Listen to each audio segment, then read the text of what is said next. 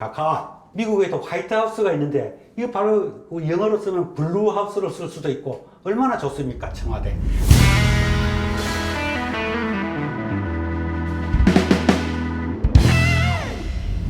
자, 지난 시간에 청와대가 왜 푸른 색깔의 기와를 얻게 됐던가, 왜 그러기 때문에 청와대라는 이름이 됐겠죠. 왜 청색일까? 청색이 도대체 무엇일까? 자, 경무대까지 얘기를 했습니다. 자, 그럼 경무대가 이승만 대통령이 되면서 들어갈 때가 경무대죠. 그 경복궁을 중수하면서 대원군대 그때 이름이 지어진 겁니다. 그러면 지금 청와대가 왜 푸른 기와가 됐을까? 일제강점기 때 1936년에 미나미지로, 남차랑이라고 합니다. 우리말로는. 그 미나미지로가 7대 아마 우리나라 총독일 겁니다. 이 사람이 지금 청와대 자리에 총독관절을 졌습니다. 조선 총독부 총독관절을 지게 됐어요. 근데 그때 그 총독관절을 지으면서 바로 어디서 기와를 사옵니다. 기와를 가지고 와요. 그 기와를 엎는데 그게 바로 푸른 기와입니다. 그러면 과연 이 푸른 기와는 어디서 가져왔는가? 사실은 우리가 일제강점기 시절에 우리에게 굉장히 유명한 사람이었지만 우리에게 완전히 거의 잊혀진 사람이 있습니다. 바로 그 사람이 어떤 종교의 교주입니다. 차경석이라는 사람입니다. 나중에는 이 사람이 차천자라고도 합니다. 그 얘기는 곧 나옵니다. 자, 이 사람이 어떤 사람이냐? 원래 동학군이었습니다. 자기 아버지하고. 자기 아버지가 차치구란 사람인데 동학군 접수했어요. 같이 어릴 때부터 동학군에서 같이 싸우고 이래 했던 사람입니다. 근데 이 사람이 이제 나중에 동학이 이제 힘이 조금 없어지고 나중에는 여러 가지 일이 생기죠. 그래서 친일부재 생기고 일진회가 생기고 이래 하면서 이합 집산이 되고 이제 이럴 때, 그때 강정산이라는 사람 아실 겁니다. 강정산. 소위 이제 정산도라고 그러죠. 이 사람을 만나고 제자가 됩니다. 나중에 강정산이가 죽고 나서 이 차경석이가 그 일파, 바로 보천교라는 종교를 만듭니다. 보천교. 근데 이 보천교라는 어떻게 보면 참 겉으로는 종교지만 속으로는 아주 원대한 꿈이 있었습니다. 그 꿈이 뭐냐? 황제국을 만드는 겁니다. 자, 그 당시 이게 얼마나 대단했던 종교였냐? 그 당시 우리나라 인구가 1920년대 2천만 명이 조금 덜 됐다고 합니다. 2천만 명이 좀 덜 됐다고 하는데 신도가 600만이었다 그럽니다. 2천만 명이 덜 된 신도 600만 명. 자, 이건 자기들이 말한 것이 아니고 그 당시 우리나라 주한 총영사, 미국에서 총영사 밀러라는 사람이 미국 국무장관에게 보고한 내용의 600만으로 나옵니다. 그러니까 우리나라 그 인구 중에 거의 한 3분의 1 정도는 이 종교의 신도였다는 얘기입니다. 자, 이 사람들의 목표는 딴 거입니다. 지상성경 건설입니다. 지상성경. 자, 하늘이고 뭐 모르겠다. 바로 우리가 사는 이 땅에 신선의 세계를 만들자. 그게 건설하는 것이 목표였다. 이렇게 됩니다. 근데 이 사람이 이제 아무래도 600만이라는 신도를 데리고 있으려면은 일본하고 너무 척을 지어서는 안 되겠죠. 겉으로는 슬쩍슬쩍 일본에 도는 척도 하고 서로 눈치도 보고 그렇게 합니다. 그렇게 하는데 실제는 나중에 이제 알려진 바에 의하면 사실 대한 임시정부의 돈줄이었습니다. 또 청산리 전투 때 김자진 장군한테도 돈을 보내고 갔답니다. 여하튼 묘한 아주 인물입니다. 아주 풍채도 대단합니다. 그리고 왜 차천자라 그러냐? 원래 이 사람이 겉으로는 종교를 포병하지만 뒤로는 나라를 세웠습니다. 물론 그 당시에 일본 강점기 시절이니까 대놓고는 뭐였지만은 함양에 있는 황석산이라는 곳에 가서 나라 이름이 시국입니다. 시국. 나라 이름이 시였습니다. 시. 우리가 지금 대한민국 그렇듯이 시국이라는 나라를 지었습니다. 그래서 황제는 황제다. 황제를 제칭합니다. 그래서 별명이 차천자였습니다. 차천자. 그래서 이 차경석이라는 사람이 이제 드디어 그 보천교에 본당을 짓습니다. 근데 그 본당을 지으면 어디에 짓느냐? 바로 지금 전라북도 정읍시의 그 이반면의 대흥리라는 곳입니다. 대흥리라는 곳입니다. 근데 사실은 이 사람 목표가 뭐냐면 궁궐이었어요. 그때 이제 신도들이 워낙 많으니까 돈은 좀 있었겠죠. 돈이 아마 사람들이 그 종교에 많이 헌금도 하고 해서 많았겠죠. 그래서 경복궁보다 더 크게 지고 더 멋있게 지어라. 그래가지고 기와를 중국에서 수입했다든지 하여튼 여러 가지로 해가지고 아주 비커번쩍한 그걸 짓습니다. 그 궁전을 짓습니다. 그 궁전 이름, 그 본당 이름이 뭐냐? 바로 11전이라고 합니다. 1920년대 말, 1930년대 다 정읍에 아주 대단히 큽니다. 대단히 큽니다. 그게 사실 경복궁보다 더 컸다고 합니다. 이때 여기에 올린 기와가 바로 뭐냐? 바로 이게 푸른 기와입니다. 청화입니다. 푸른 기와를 올립니다. 왜 푸른 기와를 올리냐? 사실 우리나라 이거는 고래청자역이 있죠. 고래청자의 가장 큰 장점이 뭡니까? 우후 청천색이라고 합니다. 그 파란색, 그 비색이라고 그랬습니다. 아주 이거는 중국서도 도저히 따라올 수가 없는 그 당시 고래청자가 세계적인 상품이 된 게 바로 이 비색입니다. 이 색깔 내는 거. 이 중국에서 도저히 따라올 수가 없었어요. 이 11전이 왜 11전이냐? 바로 토가 됩니다. 토는 뭡니까? 황제의 색깔입니다. 오행으로 봤을 때. 황제의 색깔이 바로 토입니다. 그래서 중국 같은 데는 그 자금성 같은 게 다 흙의 색깔이죠. 황색이 됩니다. 일설에는 그때 그 11전에 황색 그 기와도 조금 있었다는 이런 얘기도 있습니다만 제가 확신은 못 하겠습니다. 여하튼 그때 푸른 기와를 줬어요. 자, 근데 이게 말이죠. 나중에 드디어 미나미지로라는 총독이 들어오면서 드디어 이게 문제가 이제 여기가 보천교가 문제가 많은 거예요. 이제 자기들이 일본 입장에서 볼 때는 여러 가지가 문제가 많았습니다. 이 사람이 자경석이가 1936년에 죽습니다. 그래서 정말 수없이 경찰에 드나들고 조사받고 또 욕도 많이 먹고 한 사람입니다. 아마 우리가 일제강점기 시절에 아마 가장 어떤 문제적인 인물이 아니었나 이렇게 생각이 됩니다.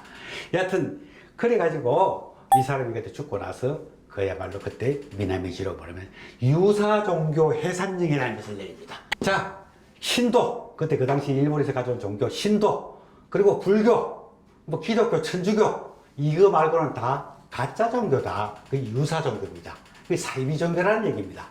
사실은 사이비 종교라는 말이 이때부터 사이비 종교, 가짜 이런 말이 있었습니다. 그래서 모든 그 네 가지 기독교나 불교나 힌두 이걸 빼고는 다 해산을 시켜버립니다. 해산을 시키면서 이 11전이라는 이 건물을 다 뜯어가지고 경매에 붙여버립니다. 그래서 지금 여러분 종로에 가면은 우리나라 조계사가 있죠. 조계사 대웅전 건물이 바로 11전에서 뜯어와가지고 그래서 새로 지금 약간 축소됐다 그래요. 바로 그게 조계사에 있는 대웅전 건물입니다. 그런데 그 위에 있던 그 귀한 기와는 어디로 갔느냐? 바로 미나미지로가 총독 관절을 지금 청와대에 총독 관절을 지면서 갖다 엎은 겁니다. 워낙 귀했던 기와였기 때문에. 그래서 파란 색깔이 된 겁니다. 사실은 지금 청와대터 지금 청와대터에 처음 건물이 그 총독 관제에 새파란 기와가 있었던 겁니다. 자, 그다음에 이제 어쨌든 해방이 됐습니다. 해방이 되니까 바로 미군정이 시작됩니다. 그때 우리 미군정청 장관, 그러니까 그때 미군정청에 하지중장이 있었습니다. 하지중장 관저가 됩니다. 그것이. 그러다가 1948년 이승만 대통령이 되고 나서 바깥에 살던 이화장에서 바로 그 관저로 옮깁니다. 그래서 그때 옛날 이름을 찾아서 경무대라고 하고 이름을 새로 찾은 겁니다.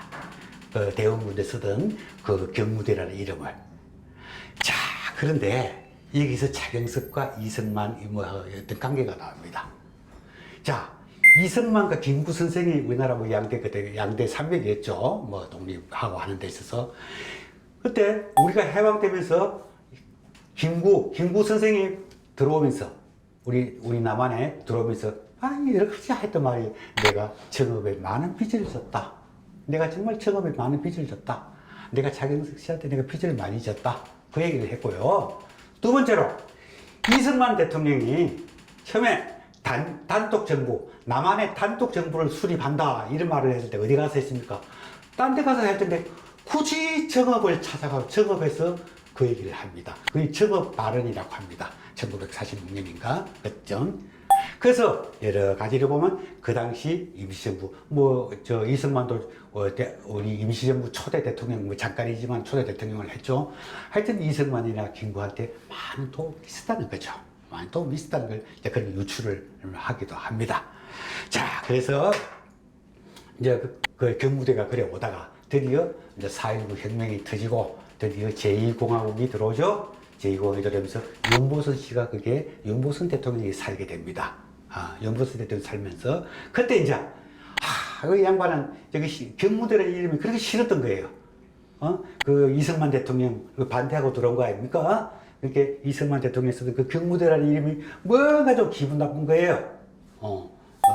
독재의 산실이기도 하고, 나중에 거기서, 4.19 날 때 발포도 하고 했지 않습니까? 그래서 좀 이름 좀 바꾸자! 그래서 이름을 바꾸게 된 게 그때 누가 들어왔냐면, 김영상이라고 하는, 그때 그 당시 서울시에서 굉장히 그쪽으로 전문가를 불렀는데, 그때 이름이 청와대가 나온 겁니다. 그때 이름이 청와대가 나온 겁니다.